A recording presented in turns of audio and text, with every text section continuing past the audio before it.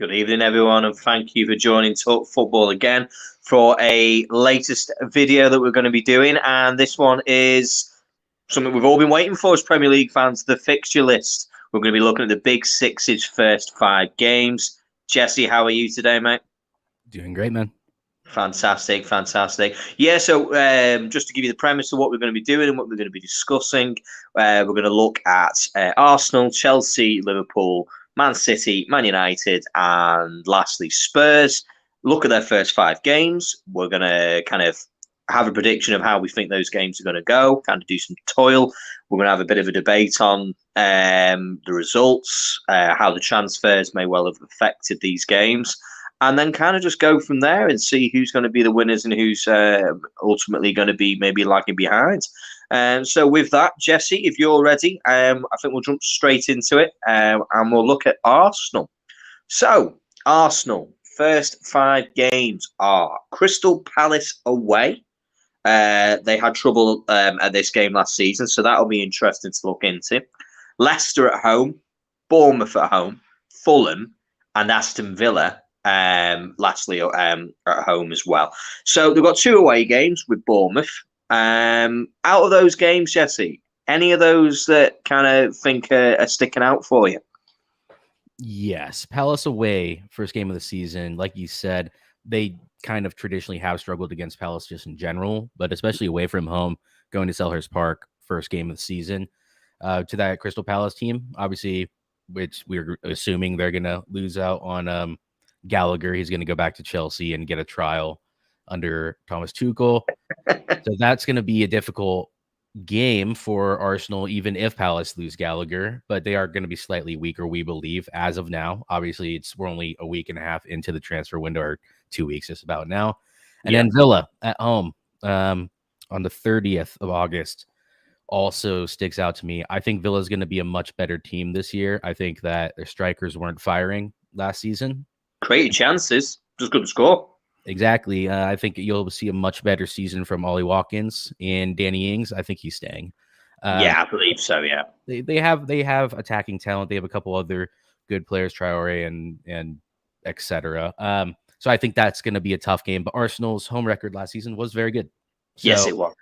So I kind of will go over what we think is going to happen in those games later, the outcomes. But I think that's going to be a tough one. But out of all the home games, I think Leicester also sticks out, but I wouldn't be too worried with their current form. So yeah. No, I concur in your thoughts there. I think Crystal Palace are going to be a tough nut to crack, just based on last year's performance. So I think that for me, I think they could struggle in that game. It's first game of the season. Arsenal have on previous occasions struggled in the first game of the season. So it'll be interesting. With it being away from home at Selhurst Park, Friday night under the lights, Crystal Palace do very, very well playing these late night games. It has to be said. Arsenal was a late game. It was an evening match at 8 o'clock where they lost. How you doing, Jamie? Thanks for joining us, buddy. Yeah, so it was. That is an interesting game, and the Villa matches, as you say.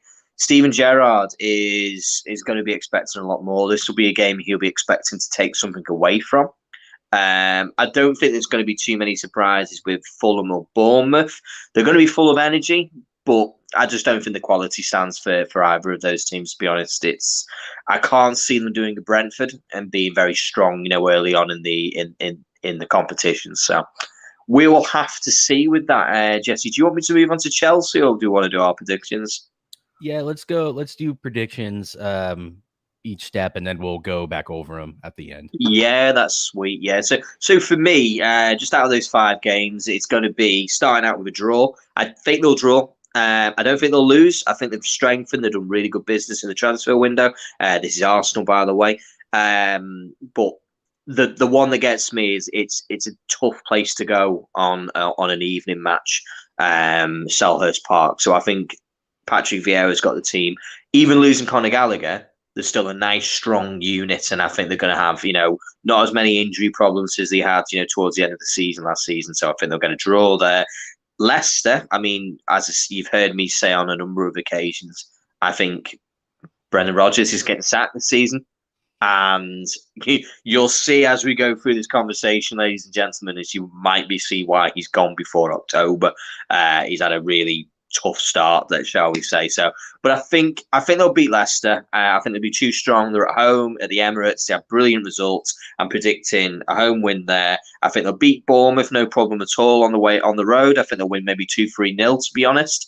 I think they'll be too strong, too good for them there. Fulham. I'm expecting Fulham to go straight back up and straight back down. So there won't be many wins out of them this season, in my opinion. I think Mitrovic is beautiful in the Championship, but put him in the Premier League, he forgets how to score goals. And then finally is the Villa game. Even though it's at the Emirates, and that's obviously very important, I just think Steven Gerrard is going to be looking at any team outside the top four as a target, as in like, we're going to win this match. Like a real genuine belief that we can win home and away in these games, and they're a much stronger team. So are Arsenal. However, I just think that will be a tough game, and I'm predicting a draw there. So no losses, and that's going to be 10 points out of the first 5 games. So not a bad return, Jesse. What do you reckon? Yeah, I agree. I think Aston Villa are going to want to take some scalps this year, whether that be United, Chelsea, Arsenal. I think Liverpool and City might be a little tough, but I mean, we saw how they performed against City last game of the season. Just Liverpool home and away. Yeah, they did well, right? They always pose a threat. So, and like we said, they just can't finish their chances. As far as I'm going, I think we agree. Did you say a loss against Palace at Selhurst? No, I had it down as a draw, and I think it'll be a score draw. I think they'll concede. Yeah. See, I think it's probably a score draw as well. Yeah, I have them as a draw there. I already explained myself. Selhurst Park, first game away, obviously. That's always going to be a tough game. They'll be up for it. Crystal Palace, you know how their fans are. You know how the team likes to play, really high energy. Vieira is their coach, etc. Arsenal versus Leicester. I'm giving Arsenal 3 points. We don't know what to expect of Leicester this season, but judging by what we're kind of showing of Leicester for the first 5 games, it should be a rough start for Leicester. We'll just have to wait and see. And like you said, we could see Brendan Rodgers being gone before probably first out the door if things go as we anticipate them going. 100%, Jesse. Yeah, I mean, who knows? Who knows what's going to happen there? Any shocks, Bournemouth and Fulham? No, those are easy points. Bournemouth away. Small stadium, small crowd, chipper bunch, but they're going to do the job there. Arsenal versus Fulham at home. Like I said, Arsenal actually do have a good home record, so I don't think any of those bottom teams are going to Arsenal and really taking points off them this season. And then Villa, as we've already said, they're going to want scalps. So I went with a draw there, but that could go either way for me. It could. Now, just before we move on, and just for people in the comments, we're going on there, Jamie. Anybody else who comes in, if you wouldn't mind, could you just put in your predictions as well for us as we go along? Because we'd really appreciate, if you agree or disagree with how we think the first 5 games are going to go for each of these teams. And just before we move on to Chelsea, because I think this is like one of the reoccurring themes that happened with Arsenal. So I just want to come to it. They conceded a lot of goals last season. Do you think that this is going to be the same problem again? Do you think how many goals in those 5 games? How many goals do you actually see them conceding? 5 goals, but that's because 2 of those teams are absolute draws. So yeah. I think that Palace can put a couple past them. I think Villa can, and then Leicester, Arsenal, I think is just going to be a touchy affair. So 5 goals, first 5 games, not great, but those aren't really the games that I'd be concerned about. They do tend to keep clean sheets, Arsenal, but when they concede a lot. So they do. You're right. Yeah, they either concede or let loads in. It's one way or the other, isn't it? So, yeah, I just thought that was an interesting conversation. It's something that should be watched for Arsenal fans because it was made such a big point of, how many goals that they conceded in that game. So I've just thought it'd be quite interesting to see what we thought of. I think they'll concede probably around 5 or 6 goals myself as well. Put those predictions in the chat, guys. Really appreciate it. So, yeah, brilliant. So good start for Arsenal. I think a good solid start going towards the top 4 from those 5 games. I think they'd be quite pleased with those results, with those games. Hi Annie, how you doing, mate? You okay, buddy? So yeah, Chelsea. So very slow in the market as it stands. Nothing's happened, and a notably weaker squad as it stands to this moment. So we can only base our predictions off what they have right now. So do understand if Chelsea go on to purchase a number of superstars, and these decisions may come back to bite us. But I'll go on what they have as it stands right now. So the first 5 games that Chelsea have is Everton away, Spurs at home, Leeds away, Leicester at home, and finishing up with Southampton on the road down at St Mary's. It's a mixed bag for Chelsea, Jesse. Do you not think? I do, but we have slight disagreements in what I think we'll say. I still think Chelsea somehow, and this is even before transfers, but this is also me assuming they're going to get at least 2 to 3 defenders in of at least a top class to upper top class. Yeah. So I don't. It's really, for me, it's just that Spurs game. I know if you have a different opinion on the Everton game, but for me, the only one that sticks out is that Spurs game. Yeah, I mean, I think it's a funny mixed bag there actually for Chelsea, because they started very strongly last season. And you would expect from these first 5 games that they should be aiming for 15 points. However, the difficulty that they have is they're a much weakened squad.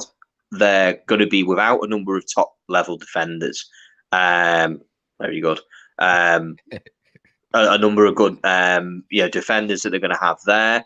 I'm confused. I think Everton, the first game away from home at Goodison Park, I reckon that they'll draw. That's my prediction. They lost last season 1-0. That was the same team, stronger team, shall we say. They are going to come up against a Goodison Park, which is going to be rocking. It's going to be very, very noisy. It's going to be a busy one. So a draw there. I think Chelsea will lose to Spurs, in all honesty. That's my opinion. I think Spurs and Conte will be too strong for them. I know that they're at home. This Tottenham team has a lot to prove. They spent a lot of money. They've got the strikers. They've got the attack to get at Chelsea. I'm predicting a Spurs winning that game. And then Leeds, Leicester, Southampton. There's no big changes there, to be totally honest with you. I think they'll just do their thing. You know, Leeds will be a better team than they were last season. However, they'll still lose. I don't see any shots there. 10 points for me. And goals, however, I think will be the premium. I don't think they'll score many. I think they're going to see a lot of 1-0, sort of 2-1 wins. I don't think there'll be any big results. I think the interesting thing with Chelsea, given the fact that they have Conte now, it depends on how quickly they can get the proverbial machine. You know how they like to talk about machines or whatever. Once they can get the actual their run up and going, like where they can actually get their form moving, something that's interesting. And if they are capable of giving Conte everything he wants, Conte is the only other manager in this league who has proven that he can go 10, 15 games, just a flat out win streak. So it will be interesting to see how quickly he gets it going, because if he gets it going right off the bat, then they're going to be, I'm sorry. I was just thinking about Spurs. My bad. Because I was thinking about Tottenham and that game, because that's the only one where I see them slipping up. I think they thrash Everton first game of the season. Tottenham, I actually think they draw, and that's because I'm giving Chelsea the benefit of the doubt because it is at Stamford Bridge. That's really my only thinking there. Crosstown rivals. I don't want to take too much away from them. But then again, like I was just saying, and obviously I'll go back into that when we get to Spurs. If Spurs come out of the blocks hot, I think that they're going to go on a 10-game win streak like it's nothing. So I think they'll go. You'd expect them so. However, this is Tottenham we're talking about, so we'll move on to Tottenham in there. I'm not convinced, to be honest. I think they'll do well. I still think they'll be fighting for top 4. I think they'll still be in the top 4 fight this season. They brought some good, strong quality players in. However, Harry Kane and Son are proven to not turn up for an entire season. They haven't done for a while. They've kind of come in and gone for a few kind of, start well, fade off, don't start well, then come into it later on in the competition. So, Chelsea. The big question, I suppose, that's surrounding from Chelsea is not the lack of players. It's more the lack of sort of any sort of cohesive group that they have at the moment. Lukaku's on his way to Inter Milan, worst deal in history of footballing history as it stands. Bought him for 100 million euros. They look like they're going to be getting about 10 million euros as a loan fee back. So that will be an interesting one.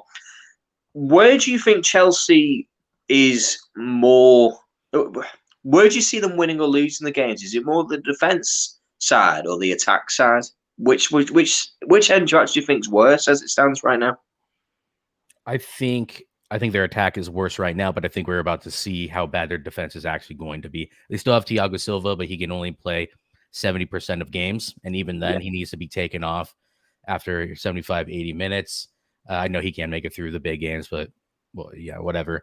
I think it's going to be brutal for Chelsea if their defense doesn't perform. So I'm actually going to throw out there that I think their defense will be weaker, but I think their team structure will still be there. So that's hard. Attack. It has to be attack because they're losing all their attackers and they're not going to be able to replace them.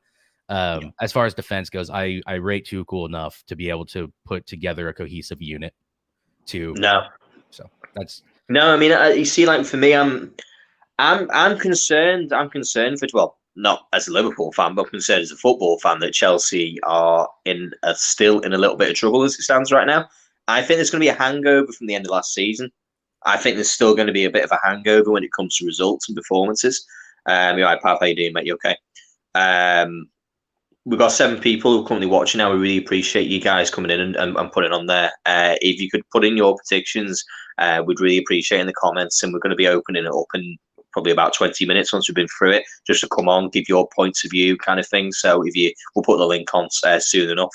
So yeah, I mean that for me with Chelsea, it's just interesting. I think it's gonna be a hangover for them. Their business as it stands right now has been quite slow. Kunde looks possibly like it's going to Barca, like we predicted. Who knows? He doesn't seem entirely convinced on what's going on at Chelsea. Chelsea seem to be relatively quite quiet as it stands right now with their kind of their current looking the players that they're being linked with. They're not being linked with the kind of players that are going to improve their team. They're kind of looking at second choice goalkeepers and Jules Koundé. Jules Koundé is a great defender, but that's been bubbling on for weeks now. And you'd have thought if something was going to happen, that it might have happened already by now. So yeah, Chelsea 10 points. I think they're going to have about a similar start as it comes to Arsenal. I don't think there's going to be much to put between them. So with that, Jesse, I think we'll move on to Liverpool, and I'll be ready to be clipped on this one. I think Liverpool win all 5 games.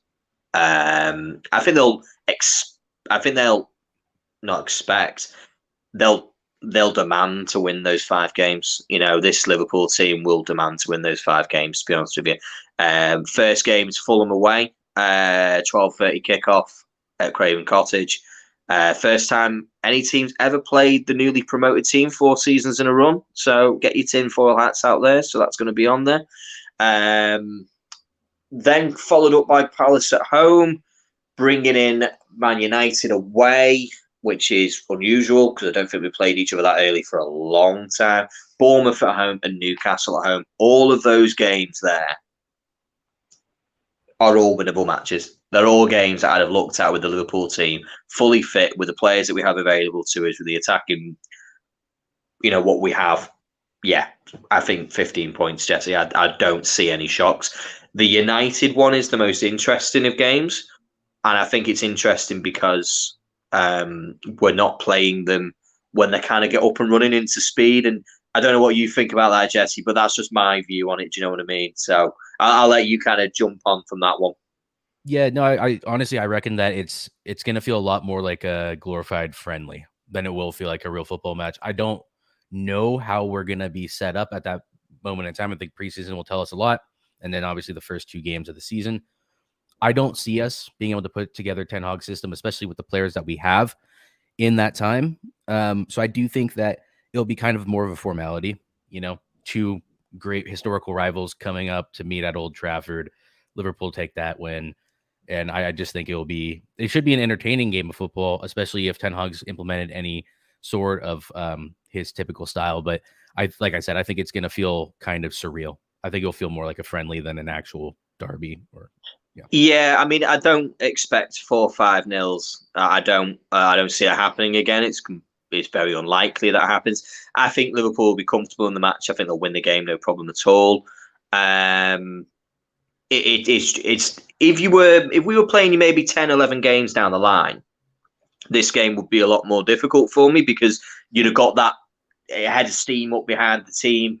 Everyone's had a chance to play the formation. Ten Hag's really been able to get into people's ribs and say, "This is what I want from you. This is how we're going to play." And that playing you early kind of benefits Liverpool in a way, especially with it being away from home.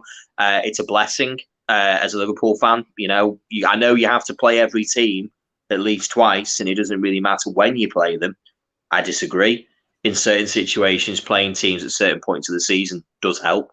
So I'll just put Twisted's comments here. Sorry, mate, carry on. Yeah, just before we go over Twisted's comment, it also does, I think, in a way, help United because I don't think it matters what time we meet you guys in the season. Yeah. I think it helps to get at least one of those big games that could be demoralizing out of the way really early, as long as it's not thrashing. No, I agree, mate. Yeah, I think that if it just has to be a good performance, if that makes sense. I think people need to see positives. Like they need to see, oh yeah, we controlled the ball for a set amount of time. We created these chances. We could see something was happening.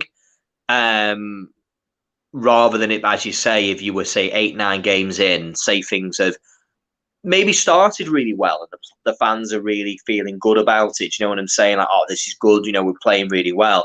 And then all of a sudden you come up against Liverpool and Liverpool beat you 3-0. Like that can be a hammer blow. It can almost hurt more because you kind of start questioning, going, hang on, I thought things were getting better. I think Arsenal fans suffered from this last season. They went on a really good run and then Liverpool lost to West Ham the game prior, then played Arsenal. And all the Arsenal fans, I remember on social media, were saying, oh, this is the barometer. This is the test as, how well we're doing kind of thing. And they were all saying, don't think we'll win, but I think it'll be close 2-1. And it was a 4-0 drumming. We killed them, and then you then start questioning where are we as a club. So no, I agree with you there. So just a Twisted's comment. Liverpool will struggle to make top 4 next season. The midfield is lacking. The same midfield that went for 4 trophies and dead club. Liverpool's a dead club. We're finished. Absolutely nonsense. Yeah. I mean, we're absolutely finished. I mean, that midfield, which is 3 months older than the one that finished. But don't forget your Twitter fan base, Dan. That gets you guys. This is it. And especially Annie. I'm watching you. I'm looking at you. We've signed Darwin Nunez, Fabio Carvalho. You're not getting Bellingham though this summer. So you guys are. Bellingham's not coming, and that's the problem. That is the real issue with this right now. That we're not dropping another 90 million on a midfielder right now. Reality check, Liverpool fans. Liverpool only buy players they actually want. They don't panic. They won't just buy someone for the sake of buying them. And you can whinge about it on Twitter as much as you like. It ain't going to change. It ain't going to change. I will absolutely not allow it. And I know you're not on that third app. I know you're not on that third app. Not allow that, Addy, honestly. Finally started listening to me. So the Liverpool fans, I can't believe what I'm hearing from these guys. I don't know what more Jurgen Klopp has to do for you to explain to you. They know what they're doing. They clearly have an idea about what they're doing. So just relax and let's wait and see who comes in next year in the midfield. I'm not saying who it is because who knows. But if it's someone like Jude Bellingham coming in, I think he'll be worth the wait. And I'd rather have Jude Bellingham next season than someone who's not as good as him this season. So let's just wait and see about that one. So yeah, Liverpool 15 points. What do you reckon, Jesse? Any shocks there, mate? Any difficult games? As much as I want to say United can do something, we're not going to. So like I said, glorified friendly. That's really all there is to it. So yeah, it's 15 points. Yeah. Yeah, there's not going to be too much interest in there. Man City. I'll just do Twisted's comment. Is Liverpool mentally strong enough to bounce back from last season's disappointment? The season after Liverpool lost the Champions League, they went on to then win it. They then went on to win the Premier League the season after they missed it for a point. They've proven multiple times that this season wasn't a disappointment. Winning 2 trophies is not a disappointment. It's a success.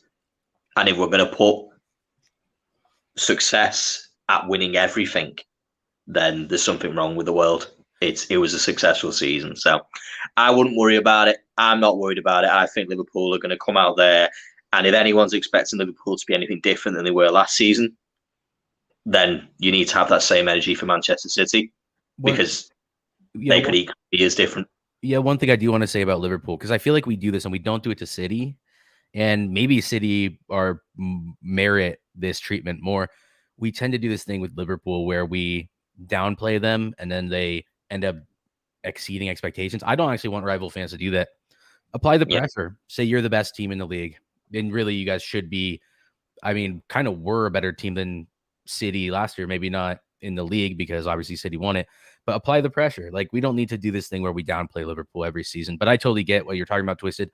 I just feel like we always sort of do that. We always do that to Liverpool, and it's not justified. So no, well, it's not anymore. It's not anymore, Jesse. I think in the past it was. I think people were correct in saying it under certain things like Rodgers or under Raf Benitez. Further back into those, is like saying, "Oh, well, we're not going to make that jump." When we came second under Benitez, when we came second under Rodgers, I'd accept that. I'd have accepted that we weren't ever going to make that jump. But under Jurgen Klopp, I don't know what he has to do to make people believe, yeah, do you know what? They'll be here every season, and they're going to be. So Manchester City, their first 5 games, I think they've been equally as blessed pretty much as Liverpool have been in the first 5 games, to be honest with you. It's been quite lucky. So the first game of the season starts out away from home at West Ham, which has its own little question marks as it stands. Back at home for Bournemouth, away again for Newcastle, then back at home playing Crystal Palace, and then home again to Nottingham Forest, one of the new boys. So it's going to be interesting for Man City because there's 2 games there for me. I don't know about what you think, Jesse, which they should, on paper, win. They should absolutely beat West Ham away from home, and they should beat Palace at home. However, who knows? They've shown in the past that they've struggled against these teams, haven't they? Yeah, I actually think that West Ham one is especially tricky for obvious reasons. It's at the London Stadium, and West Ham has a good record recently against City. Did they take points off them twice last season and knock them out of Palace? Took points. Yeah, took points both games. West Ham, yeah, and then beat them in the League Cup. Yeah, and then knocked them out after West Ham knocked out United. So I mean, that's a tricky one. That's the one where I'm going to give them a draw. The other 4, I give City the win. The one with Palace, that's going to be a very interesting game. Crystal Palace are kind of giant slayers, giant killers in a certain respect because they play such an aggressive attacking style of football, and they're not bad at the back. So it's like they do concede goals, but I honestly think that they can do so much damage, and they always kind of just come out of nowhere. They have so many wild cards in that team. Your Eze's, maybe not Gallagher this season, but Gallagher, Zaha, players that can actually do some damage. I don't know if they're getting relegated, Pav, but agendas must run, I guess. I guess that comment's for Twisted, really. So, yeah. No, I think it's that West Ham game. I rate Palace. They can always do something, but I think Palace at the Etihad. I think that City, especially because I know Liverpool are going to come out storming. I don't think that they can. I don't think they can. I don't think either Liverpool or City can lose a single game in the first 5. So. No, I agree, mate. I totally agree with you. The only thing for me is I'm applying that pressure to City. They'll win all 5 games. They should. I'm not going to give them that kind of thing where I think that they may drop points against a team. They should win every match. Absolutely, they should win every single game, every single time. They should win every game, no issues at all. However, West Ham and Palace have proven time and time again to be a thorn in their side. So Will the luck run out? Is it luck? Is it have they got their number? Or you kind of think as to how many times something can keep happening until it then stops. For me, this first 5 games, Haaland, it's going to be a straightforward. I think they're going to win 5. Yeah, exactly. And that's why I've given us 15 points. There's no excuses. We should beat all of those teams. Man City should beat all of those teams. There's no excuse. We're better than all of those teams, and Man City are better than all of those teams by a good way, not a little bit. It's just interesting, Jamie. I think Liverpool get a narrow win against Fulham. Well, we have history with Fulham. In all fairness, we do actually have very good results against Fulham, but also Marco Silva's also felt the punishments as well. If you ask him when he got sacked from Everton, Liverpool beat Everton that time. So Fabio has had some good results. However, he's also had some bad ones. He's a mixed bag, this guy. And some of those results that you're talking about when it comes to him was a different Liverpool, shall we say. A much different animal than the one that he's facing now. So I'm not too concerned. I think Fulham will be a straightforward game. I think we'll win 2-3-0. But yeah, going back to City, there's no excuses for them. I think they'll win all 5 games. However, I do think they're going to have tough matches against West Ham and Palace. But I think they'll have too much quality to not win those games. And I think they'd be incredibly disappointed if they don't win those matches, to be honest.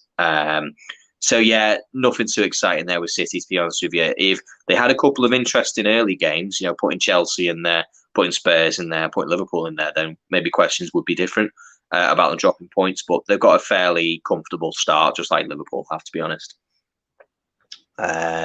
So with that one, I'm going to be looking at your club, Jesse, Manchester United, the new beginning under Ten Hag, shall we say. I'll read out the first 5 and I'll let you take it from there, mate.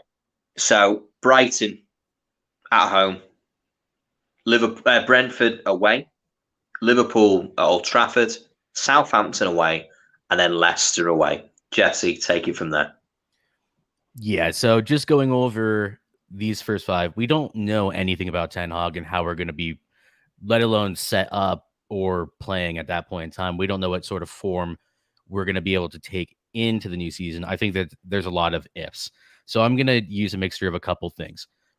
Sort of a reason, but also history. Brighton at home is always a tough game for us, but we always win it. I mean, like 90% of the time we take 3 points there. Brentford away. Brentford has a good record. They perform well against us, but they have a terrible record against us, even away, even when we're at their ground. So I'm actually giving us 6 points out of those first 2 games. Liverpool, like I said, it's just going to be a formality. I don't see us getting anything there. I think it'll be a glorified friendly. I think Liverpool will score a couple goals and then kind of sit off and not push you too hard. I mean, it's the beginning of the season. They need the points, but I don't think it's going to be a bloodbath. Southampton away, I gave us 3 points. That's one where I edge it to United. But again, if we're not playing well, we can easily drop points there. You did last season, didn't you? That's the funny thing. And I don't know how press resistant we're going to be against Hasenhutl's style, especially when they're at home. So it's kind of here nor there. I'm kind of hoping more than anything we're going to get 3, but I'm going to give us the 3 points. Then Leicester, we never perform against Leicester, and it's always a crapshoot. It's always a really physical game, and it's at King Power. So I'm going to give us 1 right there. Twisted. I would love to get 21 points out of 21. But yeah, I'm hopeful that we get 10, maybe 8 points out of those first 5 games. And I don't think there's a whole lot of harm in it. If we do get 10 points, I think that we're basically right on course. So, yeah, I mean, there's 2 very interesting games there, which isn't really being taken into account. Your Brighton match, I think you'll beat Brighton, but I think you'll beat Brighton more based off the fact that Brighton are a much weaker team. They're being pillaged as we speak right now. They are. Yeah. Some of their very best players have already been taken, and one of their right back looks like he's going to be leaving the club too as well. So I think that you'll beat Brighton no problem. And Brentford, the situation with Brentford is second season syndrome is real. It is. Brentford had a lot of energy Um, First 7, 8 games of last season, first season ever in the Premier League. Um, they were bouncing, and we suffered from them. Liverpool drew with Brentford. You guys had a good game at Brentford. You beat them. However, they were strong. They could have scored a fair few goals. On another night, they could have scored a good couple of goals in that game. And then going on to the way that they kind of play from the middle of the season, it was an interesting one because they seemed to then drop off quite heavily. And then it was like 4-0, 4-0, 4-0, 3-1, 4-0. They got killed for about 5 or 6 games and then eventually came strong again. But I think that they're going to be I think they'll suffer. I think they're going to struggle for the first bit. And it's going to be a reality check for Brentford. So I think they're going to not be anywhere near as sort of unpredictable. I think they're going to be sort of losing the games you'd expect them to lose. And I think they're going to have to really grind out those points to stay up. Because they're no longer the new boys. The expectation is real for them now that they will be expected to finish somewhere around where they finished this season. So we'll have to wait and see. Liverpool, spoke about that one. Southampton's an interesting one because last season you drew with them. Ralph Hasenhüttl, and as we said about Southampton, they're a team who can either turn up and play like prime Ajax, or they can turn up and get absolutely hammered. They're just a strange club. And I have Ralph Hasenhüttl equally up there as getting sacked with what's it called? With Brendan Rodgers. So going on there, Leicester. You think that they're going to get sacked? So you think that you're going to draw in that game, aren't you? You think they're going to draw in that match? I'm not convinced. I think you'll win. I don't know. I think Brendan Rodgers' time at Leicester's done. I don't think they've got enough players. I don't think that they're going to be able to rely on Jamie Vardy, and their recruitment as it stands right now isn't great. It's not been great so far. So I think you'll get a result. I'm predicting 12 points out of that, which I think you'll be more than happy with, to be honest. Take that all day long. Take that. Yeah, I think you're getting 4 wins and a loss in there. I don't think there's going to be too much going on. No, I don't know. I don't know this Joe Pesci thing. I'm not a big movie nut though, so you guys probably know better than I do. No, I think I'm being cautious just because we just don't know how United is going to play. We don't have we don't have the players to play his system. We don't know who we're getting in. I trust Ten Hag to do something. I think you see a lot of improvements this season. I think you see whichever players we keep, even if we're not going to keep them for more than a season, I think you see a lot of them improve markedly, being in a better system with a manager that they know they're not going to be able to outlive. They know that he's going to be there for the next 3 years, more than likely. I mean, for whatever garbage you see on your Twitter timelines about United fans within the stadium of Old Trafford are patient. They're very patient. So Twitter is not a reflection of the United masses, and that is ultimately what gets our managers sacked in the end. The crowds really need to turn.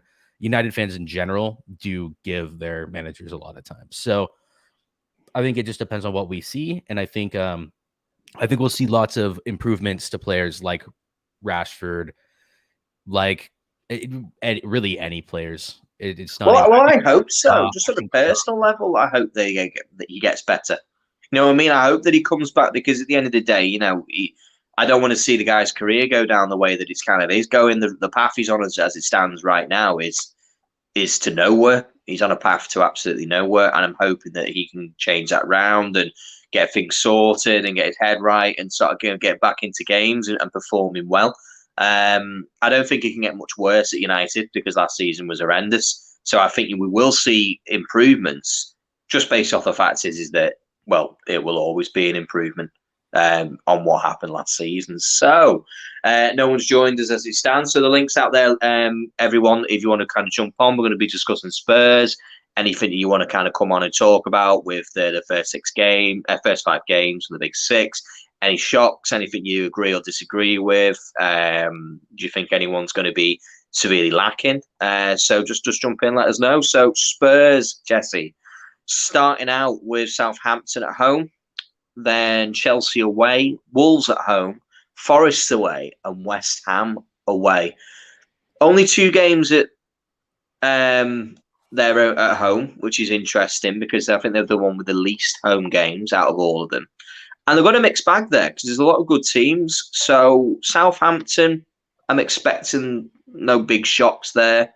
Chelsea, I think that they will win. I think they'll beat Chelsea. I think that they'll expect to beat them if their ambitions are to, be in this top four fight. Then Chelsea's a game that they need to be looking at trying to win. Same as Liverpool, same as City, but the Chelsea game's one which is very winnable. Wolves, interesting one. Very tough to beat last season. Very, very difficult to beat. So we'll have to wait and see as to how they get on with that. Forest, the new boys. Yeah, I think they're going to struggle. I think it's going to be a big step up for them. They came up through the playoffs, so they're statistically the weakest of all the teams that have come up. So they should be favourites to go straight back down again. And then West Ham. West Ham's a tough one. That is the tough one for me. It's away. West Ham are going to be a strong team, well defensively drilled. And that's the only upset that I see. I think that they'll draw that game. I think that they might run out a little bit of steam, and West Ham are going to be a tough team to beat at home. They're going to be a very tough team to beat. Jesse, what do you reckon? Yeah, Southampton, I think, is pretty straightforward. Opening game of the season at home, Spurs Stadium. I think that they win that pretty comfortably. I disagree with you on the Chelsea one. We've already talked about this during the Chelsea section. I think that Chelsea, I'm giving Chelsea the benefit of the doubt, but again, Dan makes some really good points. We just don't know where Chelsea's at, where they're going to be at, and even if they don't have the defenders in, I still think Tuchel is good enough as a coach to get a makeshift system in there to patch them up at the back, regardless of their personnel. Their attackers, obviously, their line, their forward line is worrying. But like I said, Chelsea, I give the benefit of the doubt, so I think that's going to be a draw. Wolverhampton Wanderers, Wolves. I think that they beat them. I don't think that they're going to come on as strong this season. I really don't. They do this thing where they go up and down every season. They get, 7th, 8th, 5th one season, and then they drop back down to like 10th, 11th the next. So, and especially if they lose Neves and a couple more important players, Moutinho's one more year on, they're starting to kind of, their midfielders are starting to drop off a little bit. So that Nottingham Forest, that's a win, and the West Ham, I'd have that as a draw as well. So I have them 11 points after out of 15 after 5 games. I'm going to go ahead and bring in Jamie now. Yeah, definitely. Hi, Jamie. You all right, mate? I'm all right. Lads, how you guys doing? Really good. Thank you very much. Really good. So, yeah, Jamie, you're a Bayern Munich fan. Just been discussing Spurs right now. First 5 games. Southampton, Chelsea, Wolves, Nottingham Forest and West Ham. Do you see any upsets there? Any shocks? I mean, I don't think Spurs will win all their games, but I do think they'll get probably 12 out of 15. Maybe they might, lose a game, draw a game, win the rest. What games do you think they're struggling?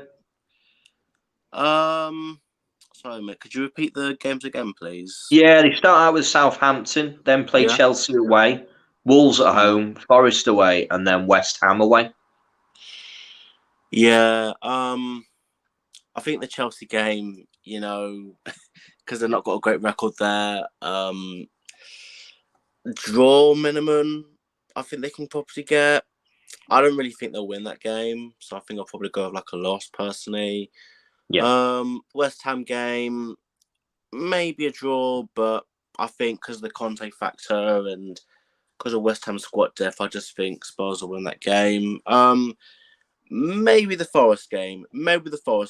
Because promoted teams, they have that, shock factor where, they just find a way to shock everyone. Just look at Huddersfield Town in 2017, mate, when they defeat United 2-1. Did anyone expect Huddersfield to win that game? No. So, yeah, mate, that's just kind of how I kind of see it, really. Yeah, I think you should see expectations being put on as it stands right now for Spurs is an interesting one because they are doing pretty well in the transfer market as it stands. I think there's a lot of energy going around, having they've just got top 4. So for me, I'm saying that they should be the third strongest team in this league. So I'm saying that those 4 games, I think they should be looking at beating Chelsea. And I only put them down as beating Chelsea just on as it stands right now with the team that they have available to them. Chelsea's team, as it stands right now, is quite weak, especially defensively, and that attacking line of Tottenham should be trying to, get a few goals there. To be totally honest with you, so yeah, I agree. I mean, Forest is an interesting one, isn't it? Because there's always that one team that comes up from the Championship who kind of does well. It's kind of like, quite well known. It's like, oh, your Brentford have done it. Leeds did it that season. The first season they came up and did well. We've had Bournemouth have come up and done well. So there's always that kind of one who can kind of, buck the trend, and they're not just there to be a whipping boy. They seem to get some good results. So yeah, there's no reason it couldn't be Forest. I also do think just add on to Spurs, because I was going to say this earlier, but I started going about it off on a tangent during the Chelsea section, which made no sense, but they were playing Spurs. I think it depends on how quickly they get into form, how quickly they're able to string a run of wins together. And essentially, I was telling Dan this, I'm sure you guys were here in the chat, that Conte, along with Klopp and Pep, are the only 3 managers in this league who have proven throughout history that they're able of stringing together, 10 to 15 wins in the Premier League. So I don't know if you have any thoughts on that. I'm going to bring Annie in as well. So, yeah. I mean, I do see where you're coming from. The only question mark, this is not against Conte, by the way, but against Spurs, is, and I know it's only a couple of days into the window and that, but I just think what I think will be interesting to know is just how adaptable the squad is when it comes to rotation, because if you notice, Conte under Chelsea, especially in the first season, albeit there's no European football and they didn't really have to rotate much, he more or less stuck with the same players. Roughly same at Juventus up until they then were in the Champions League from 2012 onwards. Same at Inter, albeit they didn't really do well in the Champions League. It's going to be interesting how he rotates the squad, because to me, I don't really see Conte being the guy who necessarily, rotates the squad constantly. He'll make a few little changes here and there. I just think, maybe there might be the odd game where maybe he makes a few little, tactical tweaks, maybe, and it goes wrong, or, maybe, they're 1-0, 2-0 down, and do you know what I mean? The players he puts on just don't, turn up. This is just possibilities, but I'm just kind of looking at it, from what Jesse's saying on the Conte factor of winning them 30 games at Chelsea. I just think, how will he do with a, team where he can actually rotate a lot? I think that's still a question mark if we're talking in the Prem, No, 100%. I think there's no excuses now. I think there's going to be a lot of pressure going on for Tottenham, to be honest with you. So it's going to be interesting to see how that comes about. Annie, you've got some serious feedback, my dude. Yeah. So with that one, they're going to be having to get some big results. They're absolutely going to have to work hard. They're going to have to try and get these results. Do you think they can rely on Harry Kane to stay fit all season? Another year older? I think they're going to have to, mate. I mean, you just look at, the second half of the season, albeit you could say, well, they had Kulusevski hitting the ground on fire. They had Song hitting the ground on fire. I do think Kane's still their main goal threat. And I just don't see, if Kane was to be injured, let's say, or he was to have a purple patch, will, Kulusevski and Son, be hitting the ground on fire necessarily, because if you look at, when Kane wasn't firing at the start of last season, albeit under different management, the club was, having their Spursy kind of moment, shall we say, losing, 3 games after winning the first 3. And he just wasn't really offer much, albeit wasn't interested in that. But none of the other players were contributing. 100%. So I just think, I mean, just to answer your question, mate, I do think they're gonna heavily rely on him this season. Yeah. And I just think, for me, the way Spurs are gonna mostly win games really is just to kind of outscore teams, especially the smaller teams.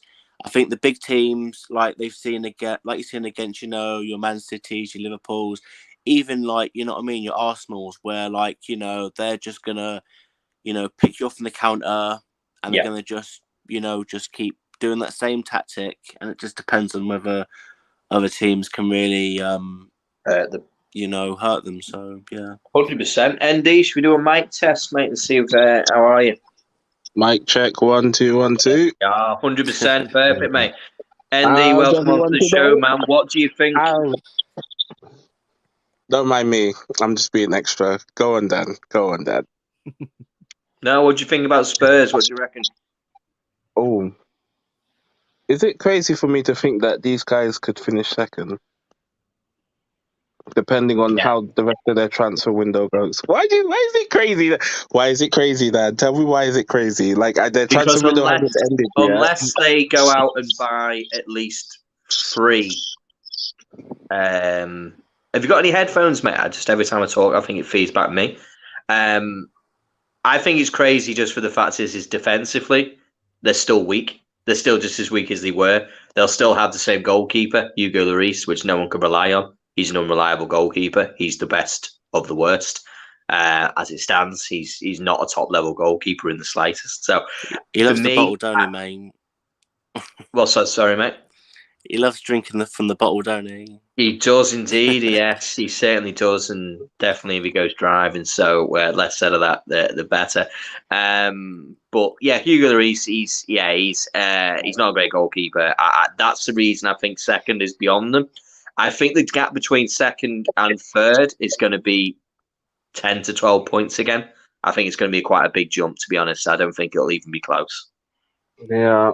Can you hear me now? You're all good now, mate. That's way better, hear you, mate. Oh God, these people fixed my phone and it's already going to hell. I think there's going to be a very huge over-reliance on Kane and Son to do what they did last season. Well, more Son than Kane, because I still think Harry Kane is due another stinker. Because I'm not 100% sold on Kane. I still don't think his heart is fully at Spurs yet, unless he signs a new contract, which would be a waste, because I genuinely think those two should have left Spurs by now. But that's going to be the focal point for Spurs going forward, for Conte to actually do anything, because I don't think... Why haven't they gone and get a backup for Kane yet? I don't know. Dennis is there. Like Dan. We spoke about Dennis millions of times. Dennis would sit on the bench if he knows he's being second to Harry Kane, because at some point he's going to get onto the field, and he does well. And he'll play Champions League football. You know, it's a step up. It's a step up. Exactly. And Conte knows... My problem with Conte isn't the league form, it's the European form. His European form is shocking. Like, he had that Inter team and he couldn't even get out of the group stages. Like, it was absolutely bad. And his track record for it is terrible. So, I want to see... Go on. No, just before you move on to that, I thought that's an interesting point. If Conte doesn't get out of the group with Tottenham, how do they take that? It's got to be failure, surely. That's got to be a failure, because Conte, with the amount of... potentially the amount of money that he will spend, that would be a failure. So we now... Because then, in the same breath, people could turn around and go, it took Ole so many tries to get out, and he finally did it, kind of, even though he wasn't there to see it. Conte's more established at this than Ole is. So it would be a failure if he doesn't get out of the group. Yeah, it'd be a huge failure, because his track history of European success isn't very patchy. compared to other managers. So It is. So that's just going to be interesting because, I mean, they're going to have extra games to play. It's 6 more games to play at Tottenham. 6 more games for midweek games as well, because we've got to remember that Tottenham benefited from not having to play in any European competition. yeah, And but don't the give me 5 Europa clubs as Conference well. League because they were out of that ages ago. No, but that wasn't their fault. You can't blame them Yeah, for that. well, They wanted to play whichever it. way, they were out of it. So they benefited from being one game a week FC, just like Arsenal did. And Yeah. they no longer have the excuse of being one game a week FC. They They're also going to have 6 big games. Mhm. And I wonder whether or not that's going to impact, because I think they won't be able to do maybe what a Liverpool and a City kind of do, weekend, and Chelsea play midweek on a Wednesday and then play Saturday and get 2 results. I don't think they'll be able to do it. Jamie brought up something very interesting earlier, and he's right. Conte, whether or not he has a big squad or not, he likes the same 14, 15 players playing every single week in, week out.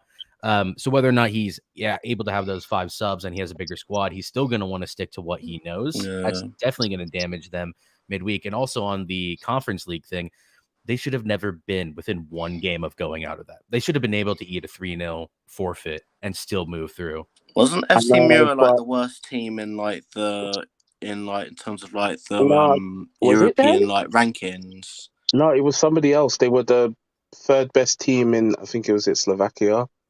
Oh wow! Really? Was it the 5th best team in Slovakia? It's a good job they did forfeit. It'd probably been embarrassing. No, but they wanted to play the game, but the FA would. But you know what the English FA is like. Like if it's not money, it was Spurs. No, they wanted to play that game, but it was but the FA they couldn't play that game. postponed that match though, didn't they? They asked for a postponement. But that Leicester game wasn't their fault. Remember, and then it was the Leicester game. But then they told them though, didn't they? They said to them that, oh yeah, we want to play the game, but we can't as it stands because of. They said that they had all the injuries and the COVID situation that was going on at the time, but UEFA was like, nah, you play whoever you've got available to you. Yeah. Exactly. And it's one of those where they should have just did what Everton did and play some of the youngsters. But at the same time, like you said, they shouldn't have been in that position. But under Nuno, they had to field 8 players. If you can field 8 players. You can start a match with 8 players. As ridiculous and as stupid as that was sounded, at least then they wouldn't have, the game wouldn't have, they wouldn't have gone out the way that they did. If that makes sense, at least they were making an effort to do it. I just don't think they wanted to be in it. I mean, in my opinion, I don't think Spurs wanted to be in it. I think they were more than happy to concentrate on getting top 4, and ultimately it paid off. The trophy. What do Spurs know about trophy? That's a trophy. Yeah. However, I mean that you are right in saying that, but we say trophies, but unfortunately these are businesses, and what matters is money. And the prize is much bigger getting top 4 than it is winning the Conference League. €5 million or 40 million quid. Yeah. I know which one I'd go for. I'd go for the one Mourinho went for. He won the lot. I'm joking. Can I just add a very good point onto trophies while we're at it, guys? So I've just looked at Antonio Conte's recent clubs he's been at in terms of the cups. I think although Spurs' objectives are more or less top 4. Yeah. From what I can kind of gather from what Spurs fans are saying and from what the club have been used to over the past, few decades, it's not great. I mean, what was it? The Coppa Italia final in 2012 got the first L of the entire league season against Napoli. He's got knocked out against Roma. He's, even at Inter, semi-finals, in 2020, 2021 and got knocked out by Juventus. A poor Juventus team, lost the FA Cup final to Arsenal even. Do you know what I mean? So, he's got to take this cup seriously as well because you still need at least a trophy at the very least if you don't get top 4. I know, but it's the whole money spending thing. Who else are they gonna buy? Realistically, they need new fullbacks, and I'm saying one more midfielder. And if that is Eriksen, the back really. Is Chicken Whale going to Atletico Madrid? That's what I heard. no, He's going to be going they to said maybe. they said they don't want to let him go yet. I think Conte said he doesn't want to let him go yet.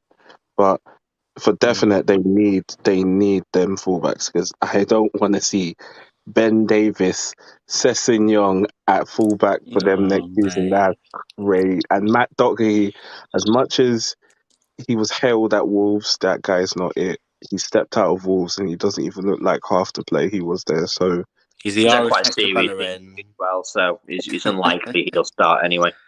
He's a Hector Bellerin, but he's Irish. I know. But centre backs, they need like the Bastoni one is too much money. See, I would say go for Skriniar, but then you say that, but even PSG are not going to get him, and they're asking for 80 million euros, and I'm just here like for Skriniar, 80 million euros. He's an outside shout. Stefan Spurs don't have that kind of money. Got a year left in his contract. Spurs haven't got that juice, man, to be trying to pull 80 million out of that. Levy, you'd be lucky Levy even sends them 20 million. Well, mate, look at all those deals. There's no big deals there, is there? Basuma 25, even Jed Spence as well. Oh shit, I forgot they're buying Jed Spence. Yeah, but none of these are big deals. This is Tottenham doing what Tottenham do.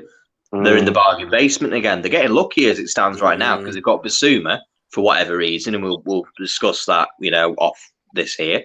But the price reflects our field actions. Let's get real.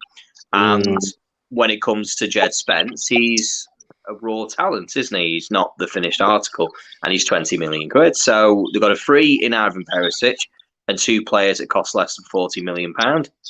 So as it stands right now, they're not really spending a lot. They have a lot of money to spend. So according to kind of Fabrizio Romano and some of the people in the tier one, they're not finished yet. So whatever that means, we'll see what that means. Yeah. Would you take this? Twisted, would you take this? I would if I were you. I mean, great player, but 60 million? No, that's obviously not. That's obviously if Crystal Palace were offered £60 million. Actually, if Crystal Palace was Twisted, come on, like let's be honest here. Like, well, actually, no. Twisted. By the way, we're saying Gay needs £15 million less than Van Dijk. 60 million. Take it. Don't look back.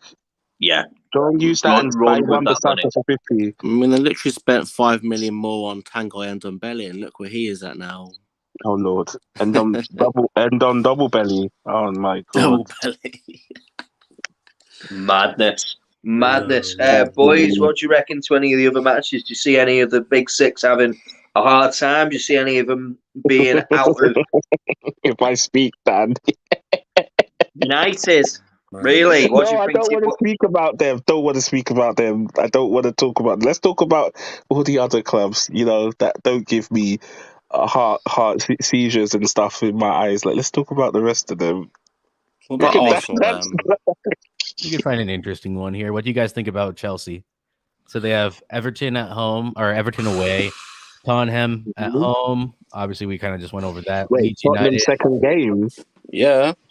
Yeah, they're on the second game. They have them at Stamford Bridge. Then they have Leeds away, Leicester at home, and Southampton away. So just that Tottenham game. And I think Dan thinks a little bit more of Everton than I do for that first game. But because of Frank Lampard. Because the number of times that Everton were meant to get beat by these man, and they didn't. They just don't get beat. The question now we then pose is, what is that Chelsea 11 going to look like at the start of the season? Oh yeah, that's true. Think about it. Like we're hearing that the Barca money may have dropped. They got the brown duffel bag in. The brown paper bag has dropped. Yeah, Koundé looks like he might go there. Dembele can't sign until July, but you never know who else is going to swoop in and take him. There's no other credible links about any other players coming to Chelsea. There was talks about Jesus, but lo and behold, it's been confirmed that Jesus is going to end up at Arsenal. Yeah. So, Chelsea are like United. What are you really trying to do? What's going on with your summer window?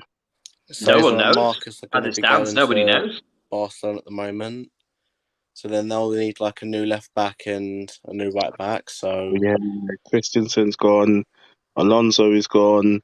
Rudiger's Azpilicueta might gone. be going. Rudiger's. So basically, Chelsea just need a whole new starting defense minus Chilwell.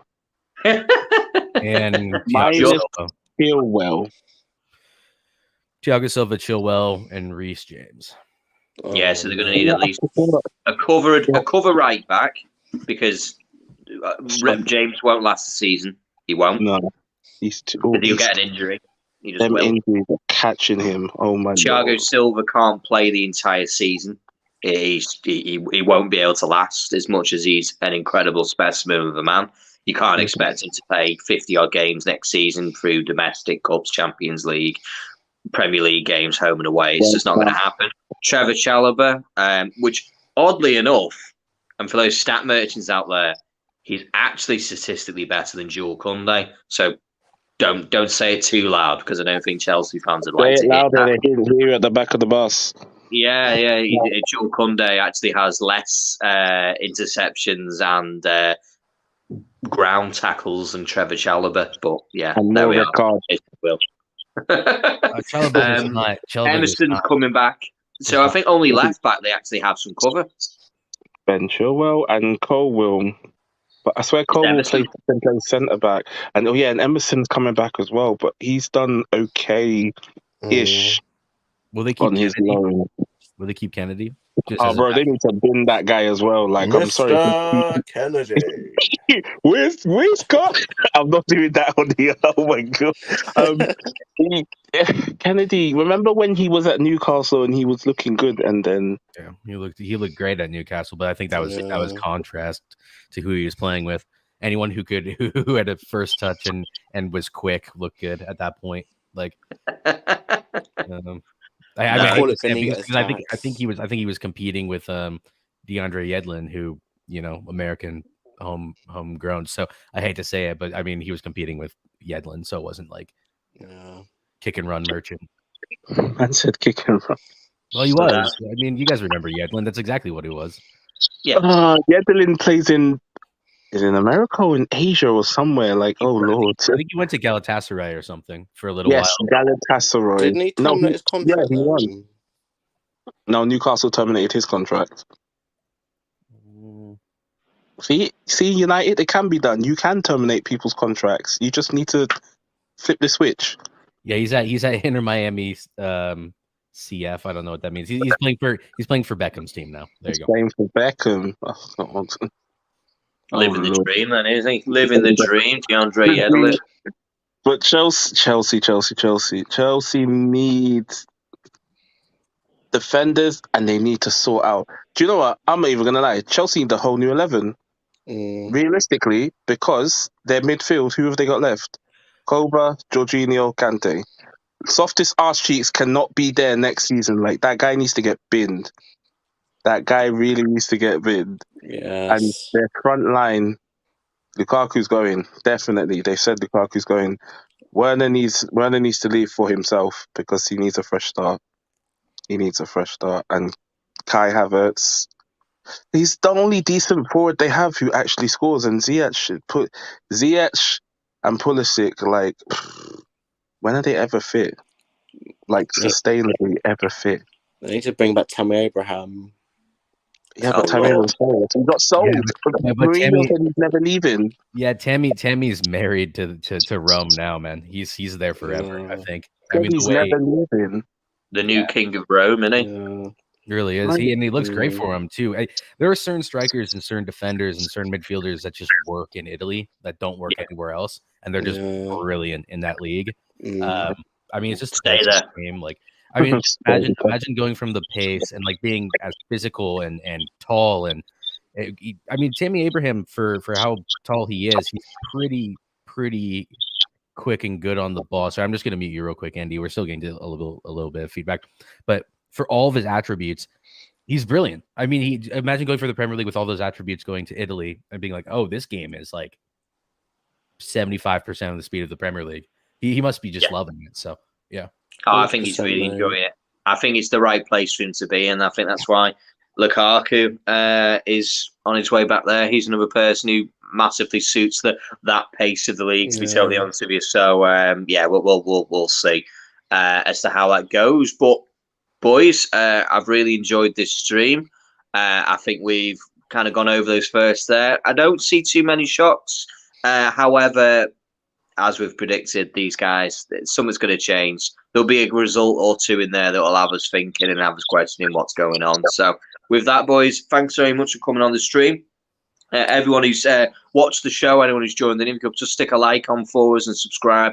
We'd really appreciate it. If you ever want to be involved, just put a comment in, get in touch with us. We're going to be creating some more content. We're going to have another show on Monday, 9 o'clock. So come and join us then. That's UK time. If you can be there, that would be fantastic. It really does help us when we're doing these chats. So, boys, thanks very much. And until next time, we'll catch you later. Thanks very much. All the best. Take care. Bye-bye.